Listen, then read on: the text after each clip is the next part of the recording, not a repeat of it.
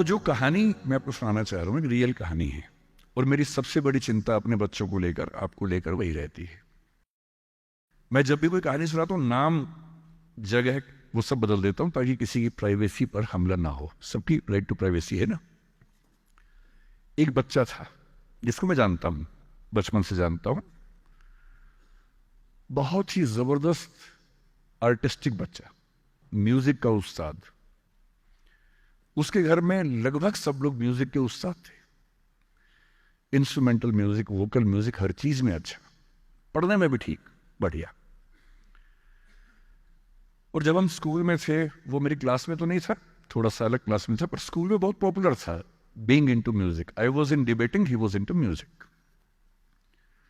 और बाद में उसने हमारा स्कूल छोड़ भी दिया कुछ समय के बाद, फिर वो कहीं और चला गया, फिर हमारा मिलना नहीं हुआ। उस समय ना तो व्हाट्सएप था ना यूट्यूब था, तो बाद में मिलने का स्कोप भी नहीं रहता था।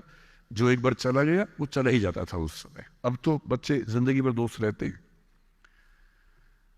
फिर जब मैं दिल्ली यूनिवर्सिटी में आ गया, ग्रेजुएशन कर चुका था, उसके बाद अचानक मुझे एक बचपन का दोस्त मिला जिसने मुझे एक इंटरेस्टिंग क्या, डेवास्टेटिंग बात बताई।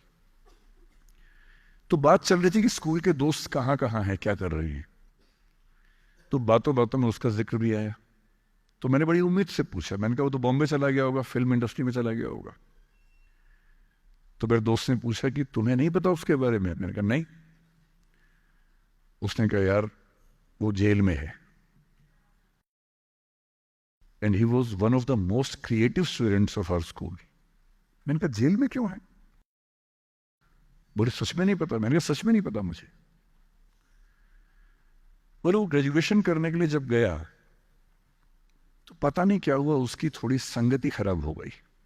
बैड कंपनी जिसको हम बोलते हैं, जो इस उम्र में अच्छी लगती है, वही वाली। तो कॉलेज लाइफ में थोड़ी बहुत बैड कंपनी सबकी होती ही है, हल्की फुल्की होती है, एक सामान्य बात है। अच्छा, बच्चा बच्चा ना रहे ये भी तो अच्छी बात नहीं है ना। थोड़ा बचपन तो जीना भी चाहिए, थोड़ा शरारतें करनी भी चाहिए। पर किसी किसी का दुर्भाग्य होता है कि ज्यादा हो जाता है। उसके साथ ऐसा हुआ। उस सब प्रोसेस में उसको ड्रग्स की आदत लग गई। और ड्रग्स की आदत, ड्रग्स एक ऐसी चीज है, एडिक्शन ऐसी चीज है कि उसमें वन वे रास्ता होता है, टू वे नहीं होता है। आप जा सकते हैं, वापस नहीं आ सकते। मतलब 1000 लोग जाएंगे तो उनमें से एक आध वापस आएगा, वो भी इतने मुश्किलों से जो ऑलमोस्ट इम्पॉसिबल है। I have seen many such cases. Social welfare department से मेरे कई दोस्त ऑफिसर से, तो मैं उनसे जब पूछता हूँ बताते हैं, मैंने ऐसे लोगों को देखा है 10-10 साल से स्ट्रगल कर रहे हैं एडिक्शन से बाहर आने के, नहीं आ पा रहे, खत्म हो गए हैं। उस बच्चे को ड्रग्स की आदत पड़ गई कॉलेज में जाके, पेरेंट्स को पता ही नहीं था। तो जब पेरेंट्स को भनक लगी तो उसको दबाव बनाया कि तुम घर आ जाओ।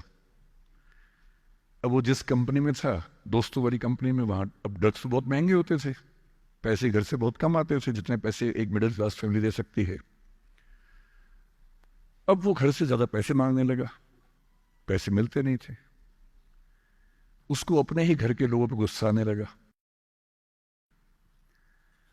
तो एक बार वो अपने घर आया हुआ था छुट्टियों में, और वहां भी वो कुछ कुछ करता रहता था। उसके पेरेंट्स ने उसको बहुत समझाया कि बेटा ऐसा मत करो। और एक दिन इस बात पे झगड़ा बढ़ गया। भाई आप पेरेंट्स की चिंता समझेंगे आज से 30 साल बाद, जब आपके बच्चे इस एज में होंगे ना, आपकी नानी मर जाएगी उस समय। नानी मरना एक मुहावरा है, इससे मतलब बहुत चिंता में रहेंगे उस समय आप।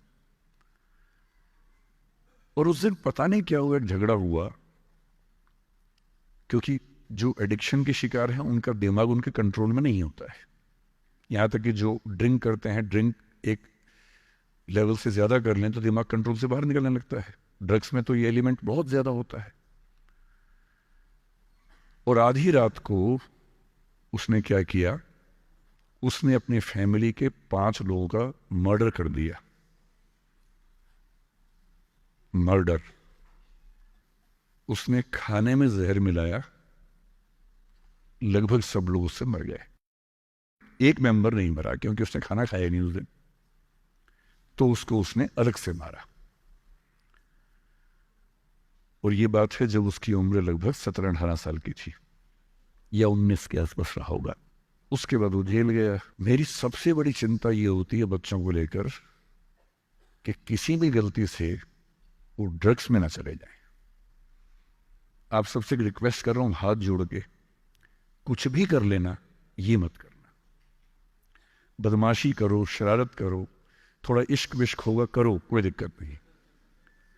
किसी को चीट मत करना, ड्रग्स में मत जाना, क्योंकि इन रास्तों पे जाने के बाद वापस